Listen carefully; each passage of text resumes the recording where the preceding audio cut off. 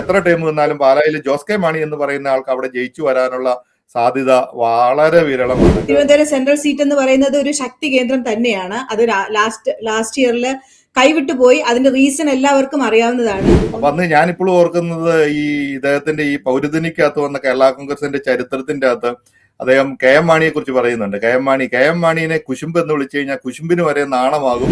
അദ്ദേഹമൊക്കെ ഇനിയും മത്സരിക്കുക എന്ന് പറഞ്ഞു കഴിഞ്ഞാൽ പി ജോസഫ് തൊടുപുഴ തോൽക്കാനുള്ള സാധ്യതയാണ് കാണുന്നത്. കാരണം ജനങ്ങൾ പണ്ടത്തെ പോലെ മണ്ഡലത്തിൽ ഇറങ്ങി പ്രവർത്തിക്കണം. അവരെ ഈ മണ്ഡലത്തിലുള്ള ആൾക്കാരുടെ വോട്ടേഴ്സിന്റെ പ്രശ്നങ്ങൾ എന്നാണ് അവരെ കണ്ട് സംസാരിക്കണം. അതിനുള്ള ആരോഗ്യസ്ഥിതി ഇപ്പൊ ഉയർന്നു വരുന്ന ഒരു പ്രചാരമോ അല്ലെങ്കിൽ ഉയർന്നു വരുന്ന ഒരു ആവശ്യമോ ആണ് ലത്തീൻ കത്തോലിക്ക പ്രാതിനിധ്യം എന്നുള്ളത്. അതായത് മണ്ഡലത്തിലെ വലിയൊരു വിഭാഗം ജനങ്ങൾ പ്രതിനിധീകരിക്കുന്നത് ലത്തീൻ കത്തോലിക്ക വിഭാഗത്തിൽപ്പെട്ട ആൾക്കാരാണ്. തിരുവല്ല കേരള ജോസഫ് ഗ്രൂപ്പിന്റെ കയ്യിലിരുന്ന മണ്ഡലമായിരുന്നു. ആ തിരുവല്ലയില് ഇപ്പം അഡ്വക്കേറ്റ് വർഗീസ് മാമൻ അദ്ദേഹം ഒരു നല്ല കാൻഡിഡേറ്റ് ആണ്. അദ്ദേഹം അഡ്വക്കേറ്റ് ആണ്, അവിടെ ലോക്കലി പ്രാക്ടീസ് ചെയ്യുന്നത്. ഇന്ന് കർഷകരുമായിട്ട് ബന്ധപ്പെട്ട് ഉണ്ടാക്കി വെച്ചേക്കണം ഇപ്പൊ കെയർ ഫെഡ് അല്ലെങ്കിൽ ഈ റബ്ബർ ബോർഡ്, ഇങ്ങനെ ഇതൊക്കെ ശരിക്കും പറഞ്ഞു കഴിഞ്ഞാൽ ഇതെല്ലാം പിരിച്ചു വിടണം. തൊണ്ടിമുതൽ മോഷ്ടിച്ചതുമായി ബന്ധപ്പെട്ട കേസിൽ പ്രതിസന്ധിയിലായ ആന്റണി രാജുവിനെ പോലെയുള്ളവർ പ്രതിനിധീകരിക്കുന്ന പാർട്ടികൾക്ക് പോലും ജനവിശ്വാസം നഷ്ടപ്പെട്ടു എന്നുള്ളതാണ് എല്ലാവർക്കും അറിയാവുന്ന കാര്യമാണ്. അപ്പൊ കേരള കോൺഗ്രസിന്റെ പ്രസക്തി നഷ്ടപ്പെട്ടു എന്ന് വേണം പറയാനായിട്ട്. ആ കേരള കോൺഗ്രസിന് അങ്ങനെ ഒരു പ്രസക്തി ഇനി വരും കാലങ്ങളിൽ ഉണ്ടാകാനുള്ള സാധ്യതയില്ല. അവർ ഒരു മണ്ഡലത്തിലും സ്വന്തമായിട്ട് വിജയിക്കാൻ പറ്റുന്ന വോട്ട് ബാങ്ക് ഇല്ല. അത് LDF-ലാണേലും ഇല്ല, അത് UDF-ലാണേലും ഇല്ല. ഇത്തവണത്തെ കേരള കോൺഗ്രസിൽ UDF-ന്റെ സൈഡിൽ നിന്ന് ഒരു 5 സീറ്റ് കൊടുത്താൽ ഒരു 2-3 സീറ്റോ ജയിച്ചു വരാനുള്ള സാധ്യതയുള്ളൂ. പാർട്ടി ലീഡർ തന്നെ അവിടെ തോക്കാനുള്ള സാധ്യതയായിരിക്കും ഉണ്ടാകുന്നത്. കേരള കോൺഗ്രസുകളുടെ കാലം ഏകദേശം കഴിഞ്ഞിരിക്കുന്നു. ആ പാർട്ടിക്ക് അതുപോലെ ശക്തനായിട്ടുള്ള ഒരു ലീഡർഷിപ്പ് ഇല്ല, ഒരു നേതാവില്ല. ആ പാർട്ടി ഏത് ആശയത്തിന് വേണ്ടി നിലകൊണ്ടോ ആശയങ്ങൾ ഇന്ന് നിലനിൽക്കുന്നില്ല. അതുകൊണ്ട് കേരള കോൺഗ്രസുകളുടെ കാലം കഴിഞ്ഞു എന്ന് നമുക്ക് തീർപ്പിച്ചു പറയാം. താനെന്താ പോണില്ലേ? നാട്ടിലെ കാര്യങ്ങൾ ആലോചിച്ചങ്ങ് ഇരുന്നു പോയതാ. എന്ത് പറ്റി? ഡാഡിയോടും മമ്മിയോടും പെർമനന്റ് ആയിട്ട് ഇങ്ങനെ പോരാൻ പറഞ്ഞാൽ കേൾക്കത്തില്ല. വീട് നോക്കണം, ബിസിനസ് നോക്കണം, കൃഷി നോക്കണം, അങ്ങനെ 100 കൂട്ടം ന്യായങ്ങളാ പറയുന്നത്. അതിനിടയ്ക്ക് പോയി 25 ഏക്കർ തോട്ടം എഴുതിച്ചു. എന്തൊക്കെയോ ലീഗൽ ഇഷ്യൂസ് ഉണ്ട്. അതിന് രജിസ്ട്രേഷൻ ഇതുവരെ നടന്നിട്ടില്ല. ഈ അമേരിക്ക ഇരുന്നുകൊണ്ട് ഞാൻ എന്നാ ചെയ്യാനാ ഇതിനൊക്കെ? ഇത്രയുള്ള കാര്യം. വേണമെങ്കിൽ തൻ്റെ പപ്പയും മമ്മിയും ഇങ്ങോട്ട് വരും. അവരുടെ പ്രശ്നങ്ങൾ ഇവരെ ഏൽപ്പിച്ചാൽ മതി. സാംസിയോ? സാംസി എന്ന് പറഞ്ഞാൽ സപ്പോർട്ട്, അസിസ്റ്റൻസ്, മാനേജ്മെന്റ്, കെയർ. ഇപ്പോൾ നാട്ടിലുള്ള സ്ഥലത്തിന് എന്തെങ്കിലും ലീഗൽ ഇഷ്യൂസ് ഉണ്ടെന്ന് കരുതുക, ഇവർ ക്ലിയർ ചെയ്ത് തരും. ബിസിനസ് തുടങ്ങണോ, കൃഷി ഇറക്കണോ, വീടും സ്ഥലവും വൃത്തിയാക്കണോ, ഇനി അതല്ല പുതിയൊരു വീട് വാങ്ങി വാടകയ്ക്ക് കൊടുക്കണോ, ഇനി ഉള്ള വീട് സ്ഥലവും വിറ്റ് പുതിയത് വാങ്ങിക്കണം, ഇങ്ങനെയുള്ള ഒരു പ്രവാസിയുടെ എല്ലാ പ്രശ്നങ്ങളുടെയും ഉത്തരമാണ് സാംസി. ആഹാ, അത് കൊള്ളാമല്ലോ. സാംസി 360.comന്റെ സേവനങ്ങൾക്ക് പരിധിയില്ല. വസ്തു വാങ്ങുവാനും വിൽക്കുവാനും വാടകയ്ക്ക് നൽകുവാനും സാംസിക്ക് കഴിയും. നിങ്ങളുടെ ആവശ്യം എന്തുമാകട്ടെ, ഞങ്ങളുടെ 24/7 കസ്റ്റമർ കെയർ സർവീസിൽ വിളിക്കുക. സാംസി 360.com, പ്രവാസികളുടെ സുഹൃത്ത്. ഇനി ടെൻഷനോട് ഗുഡ് ബൈ.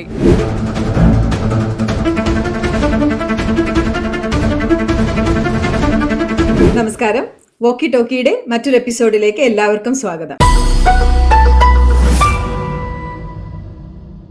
ഇന്ന് നമ്മൾ ചർച്ച ചെയ്യുന്നത് കേരള രാഷ്ട്രീയത്തിൽ ഏറെ നിർണായകമായ ഒരു വിഷയമാണ്. കേരള കോൺഗ്രസിന്റെ സാധ്യതയെക്കുറിച്ചാണ് നമ്മൾ ഇന്ന് ചർച്ച ചെയ്യുന്നത്. UDF-ലെ സീറ്റ് വിഭജനവും കേരള കോൺഗ്രസിന്റെ സമ്മർദ്ദ തന്ത്രങ്ങളും ഇവയൊക്കെയാണ് നമ്മൾ ഇന്ന് ചർച്ച ചെയ്യുന്നത്. പ്രത്യേകിച്ചും തിരുവനന്തപുരം സെൻട്രൽ സീറ്റിനെ ചൊല്ലിയുള്ള വിവാദങ്ങൾ എല്ലായിടത്തും കേട്ടു വരുന്നുണ്ട്. പദവികൾക്കായി മുന്നണി മാറിയ ചരിത്രമുള്ള പാർട്ടികളും പിന്നെ അതിനു മുന്നിൽ വഴങ്ങുന്ന പാർട്ടികളും സ്വന്തം ശക്തി കേന്ദ്രങ്ങൾ വിട്ടു നൽകുന്നത് പാർട്ടിയുടെ നിലനിൽപ്പിനെ ബാധിക്കുമോ എന്നുള്ളതും ഇങ്ങനെയുള്ള ചർച്ചകളൊക്കെ നിരവധി നടക്കുന്നുണ്ട്. തിരുവനന്തപുരം സെൻട്രൽ ഒരു വിന്നിംഗ് സീറ്റായിട്ട് നിലനിർത്തണമെന്നാണ് 2 പാർട്ടികളും തീരുമാനം എടുത്തിരിക്കുന്നതെന്നാണ് തോന്നുന്നത്. കോൺഗ്രസ് പാർട്ടിയെ സംബന്ധിച്ച് തിരുവനന്തപുരം സെൻട്രൽ സീറ്റ് എന്ന് പറയുന്നത് ഒരു ശക്തി കേന്ദ്രം തന്നെയാണ്. അത് ലാസ്റ്റ് ഇയറിൽ കൈവിട്ടു പോയി. അതിന്റെ റീസൺ എല്ലാവർക്കും അറിയാവുന്നതാണ്. ഒന്ന്, പിതാക്കന്മാരുടെ സപ്പോർട്ടോടുകൂടെ ശ്രീ ആന്റണി രാജു, നിലവിലെ അവിടുത്തെ മെമ്പർ ആയിട്ടുള്ള പിന്നെ MLA ആയിട്ടുള്ള, ഇപ്പൊ പദവി പോയെന്ന് തോന്നുന്നു, അദ്ദേഹം ജയിച്ചു വന്നതിന്റെ ഒരു പിന്നെ ഹിസ്റ്ററി എല്ലാവർക്കും അറിയാവുന്നതാണ്. എങ്ങനെയാണ് ജയിച്ചു വന്നതെന്നുള്ള എല്ലാവർക്കും അറിയാവുന്നതാണ്. പദവി ഇപ്പൊ പോയതും എന്താണെന്നുള്ളത് എല്ലാവർക്കും അറിയാവുന്ന കാര്യം തന്നെയാണ്. ഞാനൊരു പിന്നെ തിരുവനന്തപുരം സെൻട്രൽ നിവാസി എന്നുള്ള നിലയിൽ അവിടുത്തെ കാര്യങ്ങൾ ഒരുവിധം എല്ലാം അറിയാവുന്നതാണ്. ഈ കേരള കോൺഗ്രസിനെ സംബന്ധിച്ച് നമ്മൾ പറയുമ്പോഴത്തേനും ജിൻസിനോട് എനിക്ക് ചോദിക്കാനുള്ളത്, ജിൻസിന് കുറെ കൂടെ കാരണസഹിതം പറയാൻ പറ്റും. കാരണം ജിൻസ് തൊടുപുഴയിൽ നിന്നാണ്. നമ്മളിപ്പോ നോക്കുവാണെന്നുണ്ടെങ്കിൽ ഈ കേരള കോൺഗ്രസിന്റെ ഈറ്റില്ല എന്ന് വേണമെങ്കിൽ പറയാം തൊടുപുഴയെ. അപ്പൊ ജിൻസിന് കുറച്ച് കൂടുതൽ ആധികാരികമായിട്ട് കേരള കോൺഗ്രസിനെ കുറിച്ച് പറയാൻ സാധിക്കും. എന്താണ് ജിൻസിന് പറയാനുള്ളത് ഇതിനെക്കുറിച്ച്? ഇപ്പോ ഈ നടക്കുന്ന ഈ കോലാഹലങ്ങളെ കുറിച്ചൊക്കെ എന്താണ് പറയാനുള്ളത്? കേരള കോൺഗ്രസുകളെ കുറിച്ച് പറയുകയാണെങ്കിൽ ശരിക്കും പറഞ്ഞാൽ നമ്മൾ ഇവിടെ നമുക്ക് ഇപ്പം കേരളത്തിലുള്ള കേരള കോൺഗ്രസുകാരെക്കാളും കൂടുതൽ കേരള കോൺഗ്രസുകാരുള്ളത് വിദേശത്താണ്. പ്രവാസി കേരള കോൺഗ്രസിന്റെ പല യൂണിറ്റുകളും പല രാജ്യങ്ങളിലും ഉണ്ട്. പഴയ പല ഈ പറയുന്ന നൊസ്റ്റാൾജിയൊക്കെ ആയിട്ട് വിദേശത്ത് കുടിയേറി കഴിഞ്ഞ ആ രാഷ്ട്രീയ പ്രവർത്തനം ഇന്നും കതറും മുണ്ടും ഒക്കെ എടുത്ത് കേരള കോൺഗ്രസുകളുടെ പാരമ്പര്യം പേറുന്ന നിരവധി കേരള കോൺഗ്രസുകാരുണ്ട്. എനിക്ക് തോന്നുന്നു കോൺഗ്രസിനെ പോലെ തന്നെ അത്രയും തന്നെ സ്ട്രെങ്ത് ഉള്ളതാണ്. അപ്പം ആ കേരള കോൺഗ്രസുകളുടെ സാധ്യത കഴിഞ്ഞോ എന്നുള്ളതാണ്. ഇപ്പൊ LDF-ലാണെങ്കിലും UDF-ലാണെങ്കിലും പറ്റീഷ പറഞ്ഞ പോലെ തിരുവനന്തപുരം വെസ്റ്റ് അത് നേരത്തെ ഈ ഭാഗമായിട്ട് കേരള കോൺഗ്രസ് എനിക്ക് ആന്റണി രാജു ജോസഫ് ഗ്രൂപ്പിൽ നിന്നിട്ടാണ് ജയിച്ചത്. തിരുവനന്തപുരം വെസ്റ്റ് എന്ന് പറഞ്ഞ മണ്ഡലത്തില് അദ്ദേഹത്തിന്റെ പദവി പോയിട്ടില്ല, മന്ത്രിസ്ഥാനം 2.5 വർഷം കഴിഞ്ഞപ്പോൾ മാറിക്കൊടുത്തു എന്നുള്ളതേ ഉള്ളൂ. MLA സ്ഥാനം പോയോ? MLA സ്ഥാനം പോയിട്ടില്ല, അത് കേസ് നടക്കുന്നുണ്ട്, അത് തീരുമാനമായിട്ടില്ല. പക്ഷെ നമ്മൾ പറഞ്ഞ മന്ത്രിസ്ഥാനം അത് 2.5 വർഷം കഴിഞ്ഞപ്പോൾ KB ഗണേഷ് കുമാറിന് മാറിക്കൊടുത്തു. കേരള കോൺഗ്രസിന്റെ ചെറിയ പീസുകൾ. ശരിക്കും പറഞ്ഞാൽ ഈ കേരള കോൺഗ്രസുകളുടെ ഒരു ഈ വളരെ ശക്തമായ ഒരു കാലഘട്ടം 70കളിലും 80കളിലുമായിരുന്നു. അത് ശരിക്കും പറഞ്ഞാൽ ഒരു കാത്തലിക് എന്നല്ല, സിറിയൻ ക്രിസ്ത്യൻ പ്ലസ് നായർ കോമ്പിനേഷനിൽ വന്ന അതിശക്തമായ ഒരു പ്രാദേശിക പാർട്ടിയായിട്ട് വളർന്നു വന്ന ഒരു പാർട്ടിയാണ്. കാരണം ആ പാർട്ടിയുടെ ചരിത്രം 1964 തോന്നുന്നു കേരള കോൺഗ്രസ് രൂപം കൊണ്ടതിന് ശേഷം പിന്നെ അങ്ങോട്ട് കുറെ പ്രഗത്ഭരായ കുറെ നേതാക്കന്മാർ ഈ പാർട്ടിയെ നയിച്ചു. ആ പാർട്ടി അതുപോലെ വളരെ ശക്തമായിട്ട് വന്നു. നമ്മൾ പറയുകയാണെങ്കിൽ തമിഴ്നാട്ടിൽ ഇപ്പൊ DMK AIDMKയും പോലെ പ്രാദേശിക പാർട്ടികൾ, ഇപ്പൊ ആന്ധ്രാപ്രദേശിലാണെങ്കിൽ തെലുങ്ക് ദേശത്തെ പോലെ കേരളത്തിലും അതുപോലെ ശക്തമായിട്ട് വന്ന ഒരു പാർട്ടിയായിരുന്നു. പക്ഷെ ഇന്നിപ്പോ എടുത്തു കഴിഞ്ഞാൽ ഈ കോമ്പിനേഷനും ഇല്ല, അണികളും ഇല്ല, ആരവും ഇല്ലാത്ത ഒരു സംവിധാനമായിട്ട് ഈ പാർട്ടി ശരിക്കും പറഞ്ഞാൽ ക്ഷയിച്ച് ഇപ്പം ക്രിസ്ത്യാനികളുടെ സപ്പോർട്ടും ഇല്ല, കത്തോലിക്കരുടെ സപ്പോർട്ടും ഇല്ല. ഒരു 3-4 ബിഷപ്പുമാർ ഇവരെയൊക്കെ വിളിച്ച് ചർച്ച നടത്തുന്നുള്ളൂ, അല്ലാതെ ഇപ്പം സഭയ്ക്കും ഇതിനകത്ത് വലിയ താല്പര്യം ഉണ്ടെന്ന് തോന്നുന്നില്ല. സഭ പഴയ പോലെ ബാർഗെയിനിങ് ഒന്നും നടത്തുന്നതായിട്ട് കാണുന്നില്ല. കാരണം ഈ പറഞ്ഞ പോലെ അത് ആ രീതിയിൽ ക്ഷയിച്ചു പോയി കഴിഞ്ഞു. പിന്നെ ഈ അവകാശവാദം എന്നാന്ന് വെച്ച് കഴിഞ്ഞാൽ പല മുന്നണിയിൽ നിൽക്കുന്നത് കൊണ്ട് ഈ കേരള കോൺഗ്രസുകളൊക്കെ കുറച്ച് സീറ്റുകളിലൊക്കെ ജയിച്ചു വരുന്നുണ്ട്. വ്യക്തിപരമായിട്ടുള്ള കഴിവുകൾ കൊണ്ട് കുറച്ചു പേര് ജയിച്ചു വരുന്നുണ്ട്. ഈ കേരള കോൺഗ്രസ് എന്ന് പറയുന്ന പാർട്ടിയുടെ ഉത്ഭവം എങ്ങനെയായിരുന്നു? ഇവര് കോൺഗ്രസിലുള്ള ആൾക്കാർ കേരള കോൺഗ്രസ് ഉണ്ടാക്കിയതാണോ? എനിക്ക് അറിയാം, പക്ഷെ എന്നാലും ഞാനത് കേരള കോൺഗ്രസിന്റെ ഉത്ഭവം കോൺഗ്രസുമായിട്ട് അന്ന് PT ചാക്കോയുടെ ഒരു വിഷയം ഉണ്ടായതിനു ശേഷം KM ജോർജ് അങ്ങനെ ഈ കോൺഗ്രസിനകത്ത് വന്നൊരു പിളപ്പിന് ഭാഗമായിട്ടാണ് ഇതിൽ വന്നത്. അപ്പൊ ഞാൻ ഇതിന്റെ കൃത്യമായിട്ട് ഓർക്കുന്നത്, ഇപ്പൊ ഈ ആൾക്കാരുടെ പേരും ഇതൊന്നും കൃത്യമായിട്ട് ഓർക്കുന്നില്ല. എനിക്ക് തോന്നുന്നു പൗരുദ്ധിനി എന്ന് പറഞ്ഞു. ഞാനിപ്പോ ഒരു 8-9 ക്ലാസ്സിലൊക്കെ പഠിക്കുന്ന സമയത്ത് അന്ന് നമ്മുടെ നാട്ടിൽ കിട്ടുന്ന ഈ ബുക്ക് സ്റ്റോളിൽ കിട്ടുന്ന മാഗസിൻ ഈ പ്രസിദ്ധീകരണങ്ങൾ എന്ന് പറയുമ്പോൾ മനോരമ മംഗളം ഇതിനകത്തൊക്കെയുള്ള ഇതുപോലെ തന്നെ പൗരുദ്ധിനി എന്ന് പറഞ്ഞിട്ട് പൗരുദ്ധിനിക്കകത്തായിരുന്നു ഏറ്റവും കൂടുതൽ നോവൽ ഉണ്ടായിരുന്നു. 7-8 കണ്ടിന്യൂസ് കാനം അങ്ങനെയുള്ള ആൾക്കാർ മുട്ടത്തോർക്കൊക്കെ എഴുതിക്കൊണ്ടിരുന്ന നോവലുകൾ, ഇതൊക്കെ ഞാൻ അന്നോട്ട് ഇത് മൊത്തം വായിക്കും. അങ്ങനെ ഈ പൗരുദ്ധിനി മാഗസിനിനകത്ത് വന്ന ഈ കേരള കോൺഗ്രസിന്റെ ചരിത്രം എനിക്ക് തോന്നുന്നു കാഞ്ഞിരപ്പള്ളിയുടെ MLA ആയിരുന്ന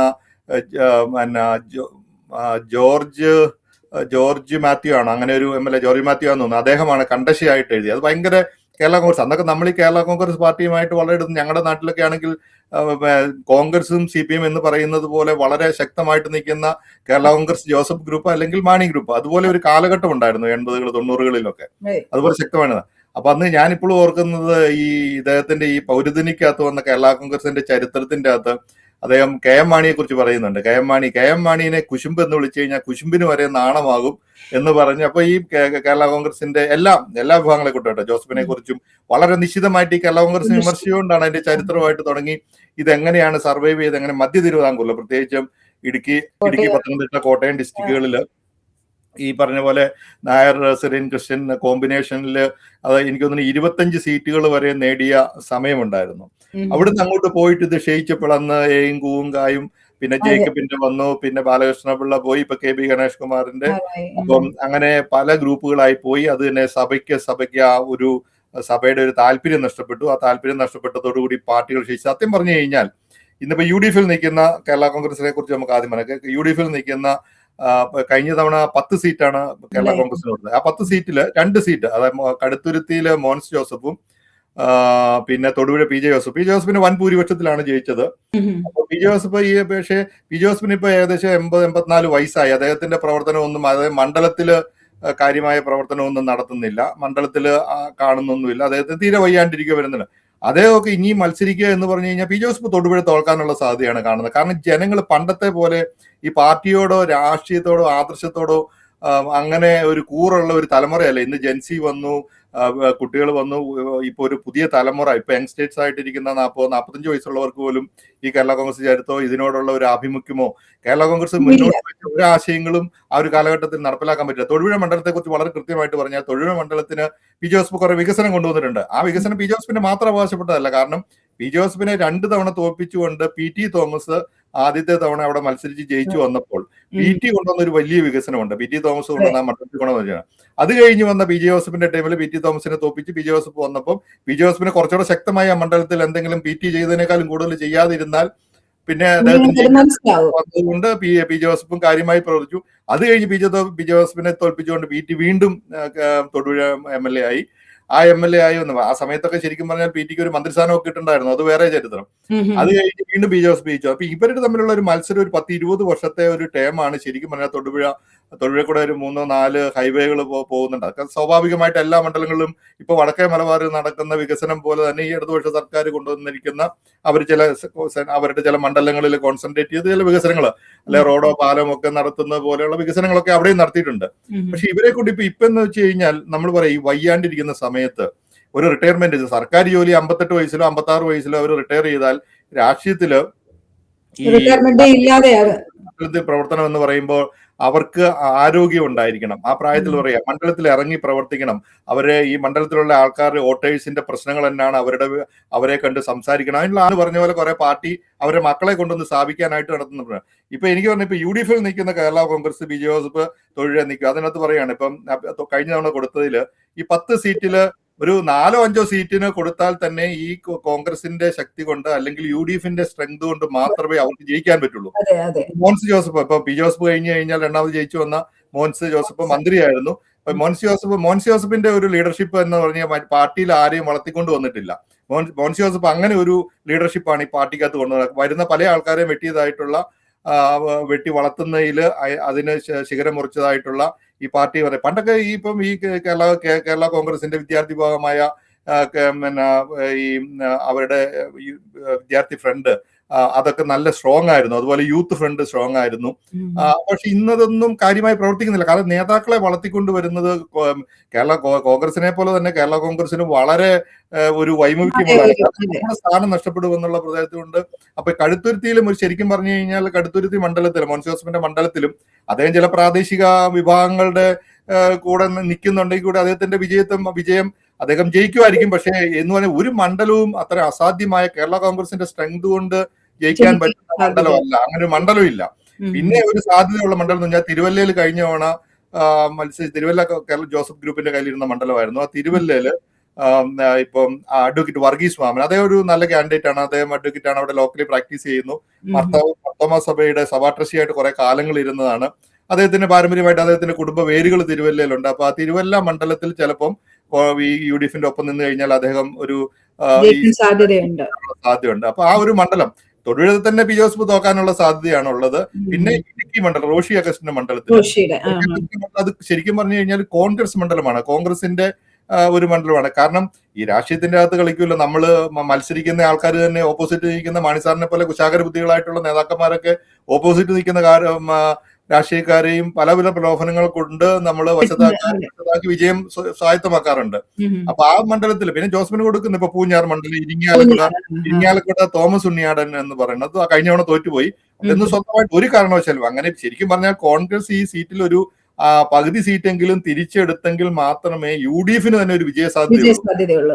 ബാക്കിയുള്ള 5 സീറ്റിൽ തന്നെ അവർ ജയിച്ചു വരാനുള്ള സാധ്യത വളരെ വിരളമാണ്. പിന്നെ പി ജോസഫിന്റെ മകന് മത്സരിക്കാനായിട്ട് സീറ്റ് വേണമെന്നൊക്കെ പറഞ്ഞു കഴിഞ്ഞാൽ ജനങ്ങൾ ആ സീറ്റൊക്കെ അതേപടി റൈറ്റ് ഓഫ് ചെയ്യും. കാരണം ജനങ്ങൾക്കൊക്കെ നല്ല ബോധമുണ്ട്. കാരണം ആ ബോധത്തിന്റെ പുറത്തൊന്നും ഇന്നത്തെ രാഷ്ട്രീയത്തില് അങ്ങനെ ഒരു പാരമ്പര്യം പറഞ്ഞുകൊണ്ടൊന്നും ഒരു സീറ്റിലും ജയിക്കാൻ പറ്റുന്ന ഒരു സാഹചര്യമല്ല എന്നുള്ളത്. പിന്നെ നമ്മൾ പറയുകയാണെങ്കിൽ കേരള കോൺഗ്രസ് മാണി ഗ്രൂപ്പിന്റെ അപ്പൊ മാണി ഗ്രൂപ്പിന്റെ സീറ്റ് എന്ന് പറഞ്ഞാൽ കഴിഞ്ഞ തവണ എനിക്ക് LDF-ലേക്ക് ചെന്നതുകൊണ്ട് അവർക്ക് അഡീഷണൽ ആയിട്ട് കിട്ടിയ ഒരു വോട്ട് ബാങ്കിനെ ചെയ്യാനുള്ളത് കൊണ്ട് ഒരു പകുതി സീറ്റ് വിജയിക്കുന്ന സീറ്റുകളും പകുതി വിജയിക്കാത്ത കുറെ മണ്ഡലങ്ങളിലൊക്കെ അവർക്ക് കൊടുത്തു.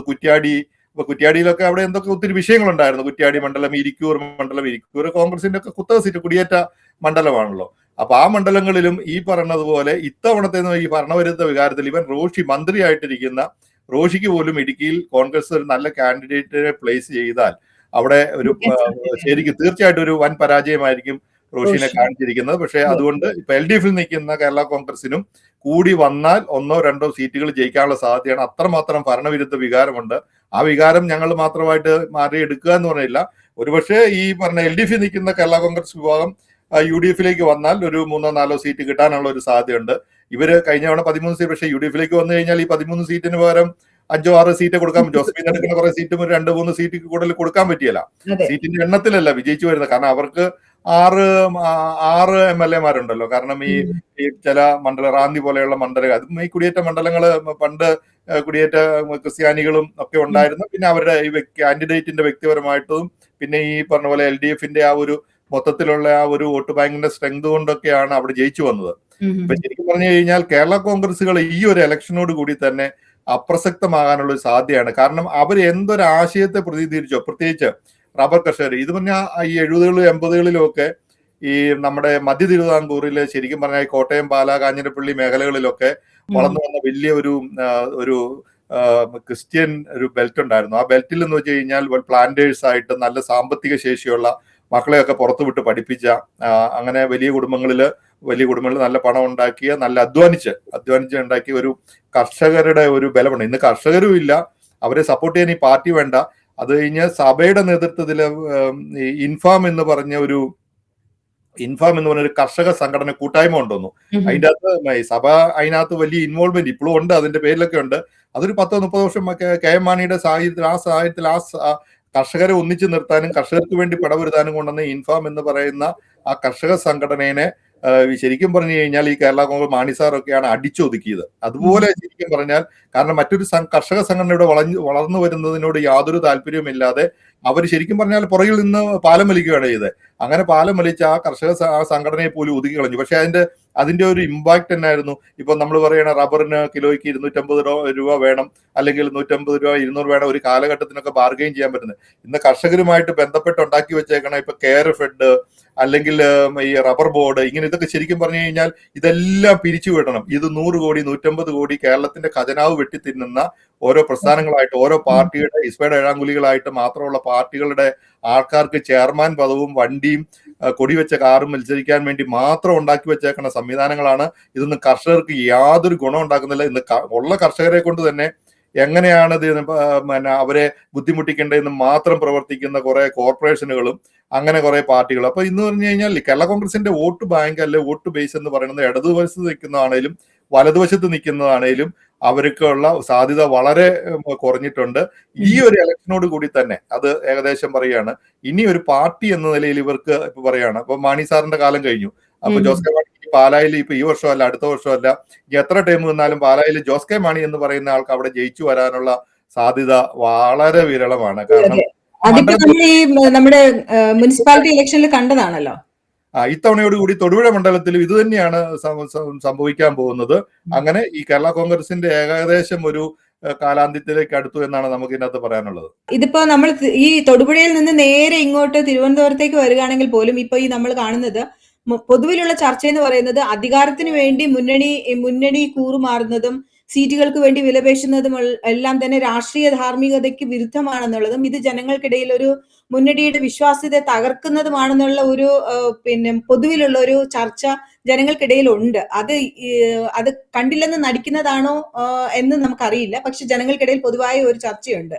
ഈ തിരുവനന്തപുരം സെൻട്രൽ പോലെയുള്ള ഒരു വിജയ സാധ്യതയുള്ള സീറ്റ് ഘടകകക്ഷികൾക്ക് വിട്ടു നൽകുന്നതിനോട് താഴെത്തട്ടിലുള്ള പ്രവർത്തകർക്കെല്ലാം തന്നെ എതിർപ്പുണ്ട്. കോൺഗ്രസിന്റെ അടിത്തറ അത് ദുർബലമാക്കുമെന്ന് തന്നെയാണ് കോൺഗ്രസിന്റെ സാധാരണ പ്രവർത്തകര് വിശ്വസിക്കുന്നത്. ഇവിടെ കോൺഗ്രസ് സ്ഥാനാർത്ഥി തന്നെ നിൽക്കണമെന്നും മത്സരിക്കേണ്ടത് അനിവാര്യമെന്നും തന്നെയാണ് അവരെല്ലാവരും ചിന്തിക്കുന്നതും. കാരണം ഇത് കഴിഞ്ഞ പ്രാവശ്യം നടന്നതുപോലെ നടക്കാതെ ഇത് തിരിച്ചു പിടിക്കണം, നമ്മുടെ കയ്യിൽ തന്നെ അത് കോൺഗ്രസിന്റെ കുത്തക സീറ്റാണ്, അത് നമ്മുടെ കയ്യിൽ തന്നെ നിൽക്കണം എന്നുള്ളത് തന്നെയാണ് എല്ലാ പ്രവർത്തകരുടെയും എന്താ പറയാ ഒരു ശക്തമായിട്ടുള്ള ഒരു ആവശ്യവും അവരുടെ ഒരു ആഗ്രഹവും. ഇതില് എടുത്തു പറയേണ്ട ഒരു ആവശ്യം എന്ന് പറഞ്ഞു കഴിഞ്ഞാല് ഇപ്പൊ ഉയർന്നു വരുന്ന ഒരു പിന്നെ ഒരു പ്രചാരമോ അല്ലെങ്കിൽ ഉയർന്നു വരുന്ന ഒരു ആവശ്യമോ ആണ് ലത്തീൻ കത്തോലിക്ക പ്രാതിനിധ്യം എന്നുള്ളത്. അതായത് മണ്ഡലത്തിലെ വലിയൊരു വിഭാഗം ജനങ്ങൾ പ്രതിനിധീകരിക്കുന്നത് ലത്തീൻ കത്തോലിക്ക വിഭാഗത്തിൽപ്പെട്ട ആൾക്കാരാണ്. അപ്പൊ ഒരു കോൺഗ്രസ് സ്ഥാനാർത്ഥിയെ പരിഗണിക്കുമ്പോൾ അത് ലത്തീൻ വിഭാഗത്തിലുള്ള ഒരാളാണെങ്കിൽ അതിന് വിജയസാധ്യത കൂടുതലാണെന്നുള്ള ഒരു സംസാരവും ചർച്ചയും ഒക്കെ നടന്നു വരുന്നുണ്ട്. അത് എവിടെ വരെ എത്തിയെന്നോ അല്ലെങ്കിൽ എത്രത്തോളം അത് പ്രാവർത്തികമാണെന്നുള്ളത് നമ്മൾ ഇനിയും അതിനെക്കുറിച്ച് ചർച്ചകൾ നടക്കേണ്ടിയിരിക്കുന്നു. തൊണ്ടിമുതൽ മോഷ്ടിച്ചതുമായി ബന്ധപ്പെട്ട കേസിൽ പ്രതിസന്ധിയിലായ ആന്റണി രാജുവിനെ പോലെയുള്ളവർ പ്രതിനിധീകരിക്കുന്ന പാർട്ടികൾക്ക് പോലും ജനവിശ്വാസം നഷ്ടപ്പെട്ടു എന്നുള്ളതാണ് എല്ലാവർക്കും അറിയാവുന്ന കാര്യമാണ്. ഇവിടെ ഒന്ന് രണ്ട് ചോദ്യങ്ങൾ നമുക്ക് വരുന്നുണ്ട്. അതായത് ഈ കോൺഗ്രസിന്റെ ഉറച്ച വിജയസാധ്യതയുള്ള സീറ്റുകൾ ഘടകകക്ഷികൾക്ക് കൊടുക്കേണ്ടതുണ്ടോ, അത് സാധാരണ പ്രവർത്തകരുടെ അല്ലെങ്കിൽ താഴെത്തട്ടിലുള്ള പ്രവർത്തകരുടെ മനോവീര്യത്തെ അത് ബാധിക്കില്ലേ? ഇനി ഈ ലത്തീൻ കത്തോലിക്ക വിഭാഗത്തിൽ നിന്നുള്ള ഒരു കോൺഗ്രസിന്റെ സ്ഥാനാർത്ഥി വന്നാൽ തിരുവനന്തപുരം സെൻട്രൽ കൂടുതൽ സുരക്ഷിതമാകില്ലേ എന്നുള്ള ചോദ്യങ്ങൾ ഇവിടെ ചോദ്യങ്ങൾ ഉയരുന്നുണ്ട്. ഈ കേരള കോൺഗ്രസിലെ ഗ്രൂപ്പിസവും അവർക്കുള്ളിലുള്ള ഒരു സീറ്റ് തർക്കവും UDFന്റെ മൊത്തത്തിൽ ഇപ്പൊ ഒരു ട്രെൻഡ് നിലനിൽക്കുന്നുണ്ടെന്ന് നമ്മൾ പറയുന്നുണ്ട്, ഒരു വിജയ സാധ്യതയുടെ ട്രെൻഡ്. ഇതിനെ മൊത്തത്തിൽ ബാധിക്കില്ലേ? ഇതിനെക്കുറിച്ച് എന്താണ് ജിൻസിന്റെ അഭിപ്രായം? അല്ല, ഇത് എന്നാന്നറിയാം, ഇതിപ്പോ ഓൾറെഡി പണ്ട് ഒരു 10 വർഷം മുമ്പുണ്ടായിരുന്ന ഒരു സിനാരിയോ അല്ല കേരളത്തിൽ ഞാൻ പറയും. പ്രത്യേകിച്ച് ഇപ്പോ നമ്മളിപ്പോ ഇതിനകത്ത് പറയുന്നത് ഇപ്പൊ കേരള കോൺഗ്രസിന്റെ ഒരു കാര്യത്തെക്കുറിച്ച് നമ്മൾ കൃത്യമായിട്ട് എടുത്താണല്ലോ നമ്മളിപ്പോ സംസാരിക്കുന്നത്. അപ്പം ശരിക്കും പറഞ്ഞു കഴിഞ്ഞാൽ ഈ ക്രിസ്ത്യൻ കമ്മ്യൂണിറ്റിയിൽ വലിയൊരു വിഭാഗത്തിന് ഈ പറഞ്ഞ NDA എന്ന് പറയുന്ന അല്ലെങ്കിൽ BJPയോട് ഒരു താല്പര്യം വന്നിട്ടുണ്ടായിരുന്നു. അങ്ങനെയുള്ള പല ഗ്രൂപ്പുകളും, അത് ഇപ്പൊ ഈ സംഘപരിവാർ സംഘടനകളുടെ തന്നെ പ്രവർത്തന ഫലമായിട്ട് ക്രിസ്ത്യൻ കമ്മ്യൂണിറ്റിനെ കൂടെ നിർത്തിയാൽ മാത്രമേ കേരളത്തിൽ ഒരു വിജയം ഉണ്ടാക്കാൻ പറ്റുള്ളൂ എന്നുള്ള അവരുടെ താല്പര്യങ്ങൾ കൊണ്ട് അവർ സകലവിധ പൊളിറ്റിക്സും അതിൻ്റെ അകത്ത് കളിക്കുന്നുണ്ട്, എല്ലാ ഗ്രൂപ്പിലും നടക്കുന്നുണ്ട്.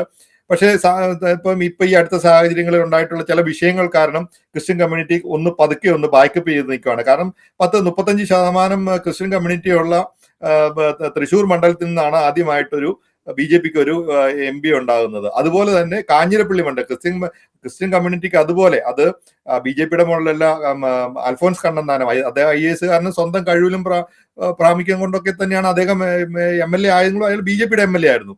അപ്പൊ അങ്ങനെയുള്ള ചില ഈ എക്സെപ്ഷൻസ് വന്നു കഴിഞ്ഞാൽ നമ്മൾ പറയുന്നത് പോലെ ഒരു ഹിന്ദു ഭൂരിപക്ഷമുള്ള മണ്ഡലങ്ങളിൽ നിന്നല്ല BJP കിട്ടുക. BJP ഏകദേശം ഒരു 12 തൊട്ട് 18-20% വരെ ആവറേജ് വോട്ട് ബാങ്ക് ആയിട്ട് ഒരു ശക്തിയായിട്ട് വന്നിട്ടുണ്ട്. ആൾക്കാർക്ക് ഇപ്പൊ ഒരു ചോയ്സ് ഉണ്ട്. ഇപ്പൊ രണ്ട് LDFിലാണെങ്കിലും UDFിലാണെങ്കിലും ഈ കോൺഗ്രസ് CPM ആണ് കേരളത്തിലെ ഏറ്റവും വലിയ പാർട്ടി. അപ്പൊ CPMന്റെ കൂടെ നിൽക്കുന്ന പാർട്ടികൾക്ക് കിട്ടുന്ന ചില ഗുണങ്ങൾ, അവർ ചില ഫിൽ ഇൻ ദ ബ്ലാങ്ക്സ് എന്ന് പറയുന്നത് പോലെ ചില ഫില്ലേഴ്സ് ആയിട്ട് ഇപ്പൊ ഈ പറഞ്ഞ കേരള കോൺഗ്രസിന്റെ ജോസഫ് ഗ്രൂപ്പ് വന്നപ്പോഴോ അല്ലെ മുസ്ലിം ലീഗിന്റെ ഒരു ഫ്രാക്ഷനെ അടത്തി മാറ്റിക്കൊണ്ടോ അവരുടെ അത് ഫില്ല് ചെയ്ത് കഴിഞ്ഞാൽ അവർക്ക് ആ ഇലക്ഷൻ എഞ്ചിനീയറിംഗിൽ ആ നേട്ടം ഉണ്ടാക്കാൻ പറ്റുമെന്നൊക്കെ ചിന്തിച്ച് അതിനുവേണ്ടി പ്രവർത്തിക്കുന്ന ഒരു പാർട്ടിയാണ്. പിന്നെ ഈ പാർട്ടിയോടുള്ള ഈ ഇടതുപക്ഷത്തോടുള്ള ആന്റി ഇൻകംബൻസി ഫാക്ടർ, അത് ഭരണവിരുദ്ധ വികാരം ഭയങ്കര കാര്യമായിട്ടുണ്ട്. രണ്ട് കമ്മ്യൂണിസം എന്ന് പറയുന്ന ഈ ആശയത്തിന് ഈ പുതുതലമുറയിൽ വലിയ ആക്സെപ്റ്റൻസ് ഇല്ല എന്നുള്ളതിന് ഏറ്റവും നല്ല തെളിവാണ്.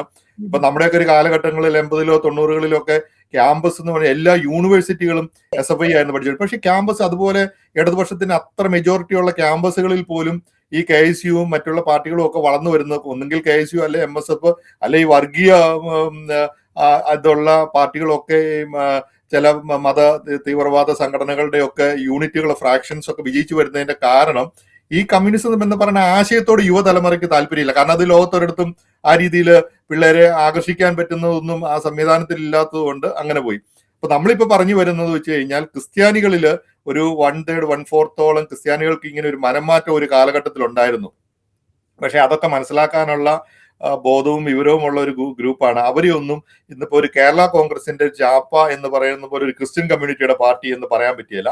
ഇത് സിറിയൻ ക്രിസ്ത്യൻസ് നായർ ഒരു കോമ്പിനേഷനിലും ബാക്കിയുള്ള എല്ലാ സംവിധാനങ്ങളും ഉൾക്കൊണ്ട് ഒരു കാലഘട്ടത്തിൽ വന്നു. അതിന്റെ ആശയത്തിന്റെ, അതുകൊണ്ടാണ് ഞാൻ ഇൻഫാമിന്റെ കാര്യവും കർഷകരുടെ പ്രശ്നങ്ങളും ഈ പാർട്ടി എന്തൊക്കെ ആശയമാണ്. ഇന്ന് കുറെ നേതാക്കന്മാരും അവരുടെ മക്കളെ പ്രൊമോട്ട് ചെയ്യാനും, അപ്പൊ ഞങ്ങൾക്ക് ഇപ്പൊ ഞാൻ പറയാം കേരള ജോസഫ് ഗ്രൂപ്പില് ആകപ്പാടെ അവർക്ക് 2 സീറ്റ് ഫോക്കസ് ചെയ്യുന്നു. മകനൊരു സീറ്റും വേണം, പുള്ളിക്ക് ഒരു സീറ്റും വേണം. അതായത് പി ജെ ജോസഫ് എന്ന് പറഞ്ഞാൽ പാർട്ടി ലീഡർക്ക് പോലും അവിടെ ജയിക്കാനോ അദ്ദേഹം ആ മണ്ഡലത്തിലെ അവരുടെ പാർട്ടി അണികൾക്കോ, പണ്ടൊക്കെ ഒരു കാലഘട്ടത്തിലൊക്കെ എത്രയോ നേതാക്കന്മാരുണ്ടായിരുന്നു. ഇന്ന് ഈ പാർട്ടിയിൽ 10 മണ്ഡലം അവർക്ക് കൊടുത്തു കഴിഞ്ഞാൽ 10 മണ്ഡലത്തിൽ മത്സരിക്കാൻ പറ്റുന്ന നേതാക്കൾ ആ പാർട്ടിയിലില്ല.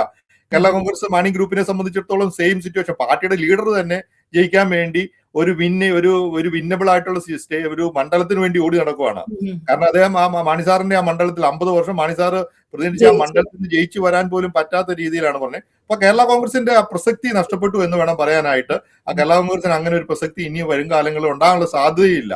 അത് നമ്മുടെ രാഷ്ട്രീയം മാറിയത് കൊണ്ട് മാത്രമാണ്.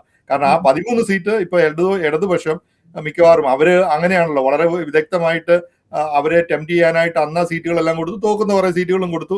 പിന്നെ അതിനകത്ത് ഒരു 3-4 സീറ്റിൽ തന്നെ CPM-ന്റെ നോമിനികൾ തന്നെയായിരുന്നു മത്സരിച്ചത്. കേരള കോൺഗ്രസിന്റെ പേരൊക്കെ പറഞ്ഞെങ്കിലും അതുണ്ട്. അതുകൊണ്ട് പിന്നെ ഗണേഷ് കുമാറിന്റെ, ബാലകൃഷ്ണ സാറിന്റെ കേരള കോൺഗ്രസ് ബി എന്താണ് സാധ്യത എന്നറിയാം. അത് പത്തനാപുരത്ത് തന്നെ അതിനുള്ള സാധ്യത വളരെ വിരളമാണ്. ട്രിവാൻഡ്രം സെൻട്രൽ അതിപ്പോ ഇത്തവണ ഈ ആന്റണി രാജുവിന് ആ സീറ്റ് കൊടുക്കാനുള്ള സാധ്യത ഇനി കാണുന്നില്ല. അപ്പൊ അത് ഈ സീറ്റുകൾ ഇപ്പൊ പറയാം, ഇപ്പൊ കുറ്റ്യാടിയിലോ ഇരിക്കൂറോ ഒക്കെ ഒരു സീറ്റ് അല്ലെങ്കിൽ അങ്ങനെ തോക്കുന്ന പ്രതീക്ഷ കൊടുക്കും. ഒരു മണ്ഡലവും, കേരളത്തിലെ ഒരു മണ്ഡലവും ഒരു പാർട്ടിക്ക് നല്ല കാൻഡിഡേറ്റിനെയും നല്ല മത്സരവും കാഴ്ചവെച്ചാൽ അതായത് ഒരു പാർട്ടി മേഖല എന്നും പറയാൻ പറ്റുന്ന സാഹചര്യം ഇല്ല. അതാണ് നമുക്ക് മനസ്സിലാകുന്നത്. അതുകൊണ്ട് ഇത് UDF-നാണെങ്കിൽ കോൺഗ്രസിന്റെ വോട്ട്, അല്ലെങ്കിൽ മുസ്ലിം ലീഗിന് നല്ലൊരു വോട്ടുണ്ട്. ഈ മുസ്ലിം ലീഗും അത് വർഗീയ പാർട്ടി അല്ല എന്ന് പറഞ്ഞാൽ നമ്മൾ നേരത്തെ ഒരു ചർച്ചക്കകത്ത് പറഞ്ഞതുപോലെ ഇത് മുസ്ലിം കോൺഗ്രസിന്റെ അകത്ത് പ്രവർത്തിക്കുന്ന എല്ലാ മതവിഭാഗങ്ങൾക്കും, ക്രിസ്ത്യാനിക്കും ഹിന്ദുവിനും മുസ്ലിമിനും ഒക്കെ പ്രാതിനിധ്യം കിട്ടണമെങ്കിൽ മതേതര പാർട്ടിയാന്ന് പറഞ്ഞ മുസ്ലിം ലീഗ് അവരുടെ 3-1 സീറ്റ് മറ്റു മതസ്ഥർക്ക് കൊടുക്കണം. എന്നാലേ അവർ മതേതര പാർട്ടി അല്ല വർഗീയ പാർട്ടി. അല്ലെങ്കിൽ എന്താന്ന് വെച്ച് കഴിഞ്ഞാൽ കോൺഗ്രസ് നിൽക്കുന്ന മുസ്ലിം നാമധാരികളായിട്ടുള്ള ആൾക്കാർ, അല്ലെ വിശ്വാസികളായിട്ടുള്ള ആൾക്കാർക്ക് പ്രാതിനിധ്യം കൊടുക്കാൻ പറ്റിയല്ല. അങ്ങനെ കൊടുത്തു കഴിയുമ്പോൾ അവർക്ക് അവർ പ്രതീക്ഷിക്കാത്തേക്കുള്ളൊരു പ്രാതിനിധ്യം കേരളത്തിലെ നിയമസഭയിലും രാഷ്ട്രീയത്തിലൊക്കെ വരും. അത് വലിയ കാര്യമായ വർഗീയ ധ്രുവീകരണം ഉണ്ടാക്കാനുള്ള സാധ്യതയുണ്ട്. അപ്പൊ അങ്ങനെ ഇത് മതേതര പാർട്ടി ആണെങ്കിൽ അവരെല്ലാവരെയും ഇൻക്ലൂസീവ് ആയിട്ട് കൊണ്ടുപോകാനുള്ള ഒരു സാധ്യത വേണം. കേരള കോൺഗ്രസ് എന്നാണെങ്കിലും ഒരു ക്രിസ്ത്യാനികളെ സപ്പോർട്ട് ചെയ്യുന്ന ഒരു പാർട്ടിയല്ല. അവർക്ക് ഇന്ന് അങ്ങനെ ഒരു ആശയമില്ല. ആ പാർട്ടിക്ക് സർവൈവ് ചെയ്യാനുള്ള ഒരു ആശയമില്ല. അവരാരെ റെപ്രസെന്റ് ചെയ്യുന്നില്ല. ഇന്ന് റബ്ബർ കർഷകരില്ല, ഇന്ന് മറ്റുള്ള കർഷകരില്ല, പ്ലാന്റേഴ്സ് ഇല്ല, അവര് ഈ പറഞ്ഞ പോലെ മറ്റ് ജാതി മതസ്ഥരില്ല. അവര് 5-6 നേതാക്കന്മാരും അവര് കാലഘട്ടപ്പെട്ട നേതാക്കന്മാരും അവരുടെ കുറച്ച് മക്കളുമായിട്ട് ആ പ്രസ്ഥാനം മക്കളെ പോലും എവിടെയോ വിദേശത്തായിരുന്ന മക്കളെയൊക്കെ ഇതിനു വേണ്ടി ഇങ്ങോട്ടേക്ക് തിരിച്ചു കൊണ്ടുവരുന്നു എന്നുള്ള വാർത്തകളൊക്കെയാണ് കേൾക്കുന്നത്. അതൊക്കെ ശരിയാണോ? അതൊക്കെ തന്നെ ശരിയാണ്. അതിപ്പം ഈ പാർട്ടിയെ സംബന്ധിച്ചിടത്തോളം ഈ ഒരു പാർട്ടി എന്ന് പറയുന്നതിന് ആ ഒരു പാരമ്പര്യം ഉണ്ടല്ലോ. ആ പാരമ്പര്യത്തെ, അതുകൊണ്ട് ഞാൻ പറഞ്ഞത് കേരളത്തിലെക്കാളും കേരള കോൺഗ്രസുകൾ സ്ട്രോങ് പുറത്താണ്. പ്രവാസി കേരള കോൺഗ്രസുകൾക്കകത്തുള്ള അംഗങ്ങൾ പോലും ഇന്ന് കേരളത്തിലെ പാർട്ടിക്കകത്തില്ല. ഇപ്പൊ 2 പാർട്ടികൾക്കും, ഒരു പാർട്ടി, ഇപ്പൊ പ്രധാനപ്പെട്ട 2 പാർട്ടികൾ കേരള കോൺഗ്രസ് എന്ന് പറഞ്ഞത് ജോസഫ് ഗ്രൂപ്പും മാണി ഗ്രൂപ്പുമാണ്. അവരുടെ ഈ തട്ടകം എന്ന് പറയുന്നത് അവരുടെ കയ്യിൽ നിന്ന് നഷ്ടപ്പെട്ടു പോയി. കാരണം സ്വാർത്ഥ താല്പര്യങ്ങൾ മാത്രമുള്ള ഒരു കൂട്ടം ആൾക്കാർ നയിക്കപ്പെടുന്ന ഒരു സംവിധാനമായിട്ട് മാറി. അതിനകത്തെല്ലാം കൂട്ടത്തല്ലും തമ്മിൽത്തല്ലുമാണ്. അവർ ഒരു മണ്ഡലത്തിലും സ്വന്തമായിട്ട് വിജയിക്കാൻ പറ്റുന്ന വോട്ട് ബാങ്ക് ഇല്ല. അത് LDF-ലാണേലും ഇല്ല, അത് UDF-ലാണേലും ഇല്ല. അപ്പൊ ഈ 2 പാർട്ടികളുടെയും അവസ്ഥ ഏകദേശം തീർന്നു കഴിഞ്ഞു. ഇനി പണ്ടത്തെ ഒരു KM ജോർജിന്റെ കാലഘട്ടത്തുണ്ടായിരുന്നത് പോലെ ഒരു കേരള കോൺഗ്രസ് പാർട്ടി ഇനി വളരാനുള്ള സാധ്യതയില്ല. അത് തന്നെയല്ല, ക്രിസ്ത്യൻ കമ്മ്യൂണിറ്റിയിൽ ഒരു വിഭാഗം BJP-യോട് ഒരു ചായ്വ് കാണിക്കുന്നുണ്ട്. ആ BJP ഒരു വിജയിക്കുന്ന സ്ഥിതിയിലേക്ക് വന്നു കഴിഞ്ഞാൽ ക്രിസ്ത്യാനികളിൽ ഒരു നല്ല ശതമാനം ആ പാർട്ടിയോടെ, കാരണം അവര് ക്രിസ്ത്യാനികൾക്ക് കുറച്ചുകൂടെ ഈ അറിവും കാര്യങ്ങളും ഒക്കെ ഉള്ള നോർത്ത് ഇന്ത്യയിലൊക്കെ ഉള്ള ഒത്തിരി ആൾക്കാരുണ്ട്. അപ്പൊ അവിടെ തല്ലു വെച്ച് കൊടുത്തിട്ട് ഇവിടെ തലോടിയാൽ വോട്ട് ചെയ്യുന്ന ഒരു സമൂഹമല്ല. പ്രത്യേകിച്ച് ബിഷപ്പുമാരെല്ലാം മാർപ്പാപ്പ് പറഞ്ഞാലും വോട്ട് ചെയ്യാത്തൊരു വിഭാഗമാണ് ക്രിസ്ത്യാനികൾ. കാരണം അങ്ങനെയുള്ള നായന്മാരും അങ്ങനെയാണ്, നായർ കമ്മ്യൂണിറ്റി അതുപോലെയാണ്. കാരണം വളരെ സെലക്റ്റീവായിട്ട് അവരുടെ വോട്ടവകാശം അവസരത്തിനൊത്ത് ഉപയോഗിക്കാൻ പറ്റുന്ന ഈ 2 കമ്മ്യൂണിറ്റിയാണ്. അല്ലാതെ ബ്ലാങ്ക് ആയിട്ട് ഒരു പാർട്ടിക്ക് അടിമവേല ചെയ്യുന്ന ഒരു കമ്മ്യൂണിറ്റി അല്ല ഈ 2 കമ്മ്യൂണിറ്റികളും. അവര് തരാതരത്തിൽ അങ്ങോട്ടും ഇങ്ങോട്ടും മാറ്റി ഒത്തുകൂത്തും. ഇന്ന് BJP-യുടെ കയ്യിൽ നിന്ന് നമുക്ക് എന്തെങ്കിലും പ്രത്യേകിച്ച് ഫേവറോ അല്ലെങ്കിൽ നമ്മുടെ കമ്മ്യൂണിറ്റിക്ക് എന്തെങ്കിലും പ്രയോജനം കിട്ടിക്കഴിഞ്ഞാൽ അവരുടെ കൂടെ പോകുന്നതിന് ഒരു മടിയുള്ള ഒരു കമ്മ്യൂണിറ്റി അല്ല. അതുകൊണ്ട് ഇത്തവണത്തെ കേരള കോൺഗ്രസിൽ UDF-ന്റെ സൈഡിൽ നിന്ന് ഒരു 5 സീറ്റ് കൊടുത്താൽ ഒരു 2-3 സീറ്റോ ജയിച്ചു വരാനുള്ള സാധ്യതയുള്ളൂ. പാർട്ടി ലീഡർ തന്നെ അവിടെ തോക്കാനുള്ള സാധ്യതയായിരിക്കും ഉണ്ടാകുന്നത്. ഇടതുപക്ഷത്തു നിന്നാണെങ്കിൽ മിക്കവാറും അവർ ഈ തവണ 13 സീറ്റ് കൊടുക്കാനുള്ള സാധ്യതയില്ല. UDF-ലേക്ക് വരാൻ വളരെ കൃത്യമായിട്ട് ചർച്ചകളൊക്കെ നടത്തിയിരുന്നു. പക്ഷേ ആ ചർച്ചയ്ക്ക് ആദ്യം തന്നെ റോഷിയാണ് പാര വെച്ചത്. കാരണം റോഷിയുടെ മന്ത്രിസ്ഥാനവുമായിട്ട് ബന്ധപ്പെട്ടുണ്ടായിട്ടുള്ള അദ്ദേഹത്തിനെ പിടിച്ചു നിർത്തുന്ന പാർട്ടിക്ക് അറിയാമല്ലോ, പാർട്ടിക്ക് അറിയാൻ എന്തൊക്കെ പാർട്ടി തന്നെ ഇരയിട്ട് കൊടുത്തു. കാരണം ഈ ചക്രക്കുടം ആയതുകൊണ്ട് അതിൻ്റെ അകത്ത് കൈയിട്ടതിന്റെ എവിടെയൊക്കെയാണ് കൈയിട്ടേക്കണമെന്ന് പാർട്ടിക്ക് കൃത്യമായിട്ട് അറിയാവുന്നതുകൊണ്ട് പേടിച്ചിട്ട് ഇങ്ങോട്ട് ചാടാൻ പറ്റാത്ത ഒരു സ്ഥിതിയിലായിപ്പോയി. അങ്ങനെ ജോസ് കെ മാണി ഒറ്റപ്പെട്ടു പോയി. അതുകൊണ്ട് ഇപ്പം എന്നാ പറയണേ, ഇപ്പം ഈ തൊണ്ടയിൽ പഴുത്താൽ ഇറക്കാനും പറ്റിയല്ല എന്ന് പറഞ്ഞ ഒരു അവസ്ഥയിൽ അങ്ങനെ നിൽക്കുവാണ്. ആ ഒരു അവസ്ഥയാണ് ഇപ്പൊ കേരള കോൺഗ്രസിന്റെ പൊതുവെയുള്ള അവസ്ഥ. ഇത് ഈ ഘടകകക്ഷികളുടെ അമിതമായ അവകാശവാദങ്ങൾക്ക് മുന്നിൽ കോൺഗ്രസ് ആയാലും കോൺഗ്രസ് എപ്പോഴും വിട്ടുവീഴ്ച ചെയ്യേണ്ടി വരുന്നത് പാർട്ടിയുടെ ഒരു സ്വാഭാവികമായ ഒരു വളർച്ചയ്ക്ക് എപ്പോഴും തടയിടും എന്നുള്ളത് ഒരു സത്യമായ കാര്യം തന്നെയാണ്. അതുപോലെ തന്നെയാണ് ഈ എന്താ പറയുക വിജയ സാധ്യതയുള്ള മണ്ഡലങ്ങളിൽ കഴിഞ്ഞ തവണ ഉണ്ടായ തിരിച്ചടിയിൽ നിന്ന് UDF പാഠം പഠിച്ചിരിക്കുമെന്ന് തന്നെയാണ് എല്ലാവരും വിശ്വസിക്കുന്നത്.